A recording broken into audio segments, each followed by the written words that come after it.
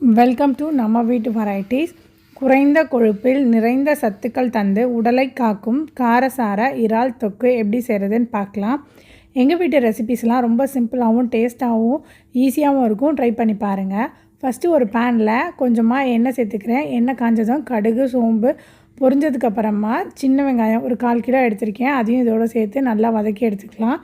நம்மளுக்கு கிரேவி எந்த அளவுக்கு தேவையோ அந்தளவுக்கு தான் தக்காளி, வெங்காயம்லாம் சேர்க்கணும். இப்போது ஒரு 10 பல் பூண்டை சின்ன சின்னதாக நறுக்கி இதோட சேர்த்துக்கிறேன். வெங்காயம் கலர் சேஞ்ச் ஆனதுமே சேர்த்துக்கலாம். இப்போது 2 தக்காளி நறுக்கி வச்சுருக்கேன். அதுவும் இதோட சேர்த்துட்டு கொஞ்சமாக உப்பு சேர்த்துக்கலாம். அப்போது தக்காளி சீக்கிரமாக வதங்கிடும். தக்காளி ஃபுல்லாக வதங்கினதுக்கப்புறமா இது கூட மசாலா சேர்த்துக்கலாம். நான் குழம்பு மிளகாப்பொடி ஒரு 1.5 டேபிள் ஸ்பூன் சேர்த்துக்கிறேன். கொஞ்சமாக வெறும் மிளகாப்பொடி காரத்துக்காக சேர்த்துக்கிட்டேன். சிக்கன் மசாலா சேர்த்து செய்யும்போது இதோட டேஸ்ட் சூப்பராக இருக்கும். நான் 1 டேபிள் ஸ்பூன் சிக்கன் மசாலா சேர்த்துட்டு இதை நல்லா கலந்து விட்டுக்கிறேன். 4 டேபிள் ஸ்பூன் மஞ்சப்பொடி சேர்த்துட்டு கொஞ்சமாக தண்ணி ஊற்றிடலாம். நம்மளுக்கு கிரேவி எவ்வளோ தேவையோ அந்தளவுக்கு தண்ணி ஊற்றிக்கலாம். இறால் போடும்போதும் தண்ணி விடும், அதனால் பார்த்து சேர்த்துக்கோங்க. இப்போது இதோட பச்சை வாசனை எல்லாம் போகிற வரைக்கும் நல்லா கொதிக்கட்டும்.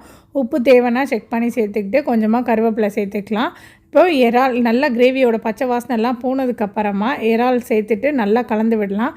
ட்ரையாக இருக்குதுன்னு நினைக்க வேண்டாம். இந்த இறால் வேகும்போது கொஞ்சம் தண்ணி விடும். இது 2லேருந்து 3 நிமிஷத்துலேயே இந்த இறால் வெந்துடும். ரொம்ப நேரம்லாம் இறால் போட்டோன்னே வேக வைக்கக்கூடாது. லப்பர் மாதிரி ஆயிரும். இந்த காயின் மாதிரி ரவுண்டாக சுருண்டும் போது ஆஃப் பண்ணிடணும் கேஸை. இது கூட கொஞ்சம் கொத்தமல்லி, கருவேப்பிலை ஆஃப் பண்ணுறதுக்கு முன்னாடி ஒரு 1/2 டேபிள் ஸ்பூன் மிளகு பொடி காரத்துக்கு ஏற்ற மாதிரி சேர்த்து கலந்து விட்டுட்டு ஆஃப் பண்ணிட்டால் போதும். சூப்பரான இறால் தொக்கு ரெடி ஆகிடுச்சு. இது சப்பாத்தி, தோசை, சாதம் எல்லாத்துக்கும் சூப்பராக இருக்கும். ட்ரை பண்ணி பார்த்துட்டு உங்கள் கமெண்ட் சொல்லுங்கள். இந்த வீடியோ உங்களுக்கு பிடிச்சிருந்துச்சுன்னா வீடியோக்கு லைக் பண்ணுங்கள், சேனலுக்கு சப்ஸ்கிரைப் பண்ணிக்கோங்க.